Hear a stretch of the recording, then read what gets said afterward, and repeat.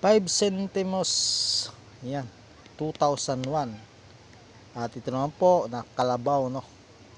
Yan, kalabaw na maliit at saka merong taon 1992. Ayan po. Alamin lamang po natin, no, kung magkano nga ba ang halaga po nito. Dahil po ito at marami pong nagmi-message sa akin, no. At kung magkano nga ba daw ang mga baryang ito. Ayan po, no. Year 2005, no. Year 2001, 25 sentimo. At ito po mga guys, no, hard to find na po ito at mahirap na rin pong hanapin sa ating sirkulasyon. Ayan, baka po ay meron kayo yung good condition lamang po siya na walang gas-gas, no. At kasing iba po mga guys, no, nagko-comment sa atin at nakikita ko po sa message, no.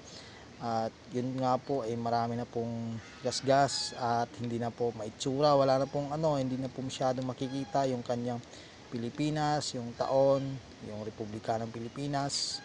Dapat din po ay tugma, no, at okay pa po, maganda pa po tingnan. At ito naman po tayo, no. Ayan, ito din po 1992 na maliit na kalabaw. Nasa 1,000 up to 3,000 pesos po ang mga barya ito. Ayan po, no. Salamat po sa lahat. Sana po nakapagbigay po ako ng idea sa inyo.